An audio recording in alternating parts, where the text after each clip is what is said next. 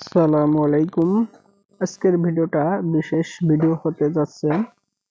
১৯ রোজা আলহামদুলিল্লাহ সকাল থেকে শুরু করলাম আমার একটা জমির ঘাস কাটা। ঘাসগুলো আমাকেও ছাড়াই গেছে। আমাকে দেখছেন এই গরমে ফুল হাতা গেঞ্জি পরা। এটা পরার একটা বিশেষ সুবিধা হলো ঘাসের পাতায় অনেক ধার থাকে, এতে হাত মুখ কাটে যায়। এই ঘাসগুলো আমরা দোকানে পাইকারি দিই। আপনারা যারা ঘাস নিতে চান পাইকারি দামে ঘাস নিতে পারবেন। আর যারা ফার্মে নিতে চান আপনাদের দেওয়ার মতো আমাদের পর্যাপ্ত পরিমাণে ঘাস আছে। এলাকা কারো প্রতিদিন ৫ থেকে ১০ আঁটি বা তার থেকে বেশি লাগলে নিতে পারবেন। ঘাস কাটা অনেকটা কঠিন কাজ, কারণ এই রোজা রেখে ঘাস কাটা খুবই কষ্টের।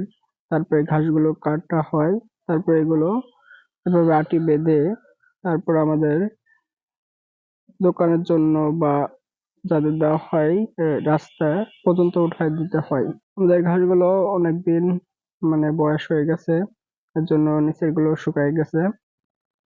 আজকে এই দিনটা খুবই কষ্টের। এই দিনে আমার দাদি মারা গেছে। সবাই আমার দাদির জন্য দোয়া করবেন।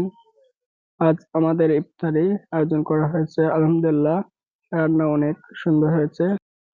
বিকাল থেকে আমাদের এখানে রান্না শুরু হয়েছে আলহামদুলিল্লাহ।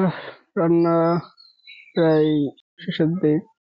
আগে মাংসটা রান্না করে নিল, এরপর বিরিয়ানির জন্য যেসব জিনিস দেওয়া দরকার সবগুলো দিয়ে রান্না শুরু করছে। তারপর রান্না আমাদের প্রায় শেষ।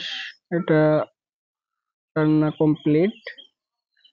আপনারা দেখছেন রান্নাটা অনেক সুন্দরই দেখা যাচ্ছে আলহামদুলিল্লাহ, খেতে অনেক সুন্দর লাগবে। আমাদের মসজিদের জন্য খাবার নেবার সময় সকলে মিলে আমরা একসাথে সবাই বসে ইফতার করছি। ইফতার আগের মুহূর্তে এটা। ইনশাআল্লাহ আমাদের জন্য সবাই দোয়া করবেন।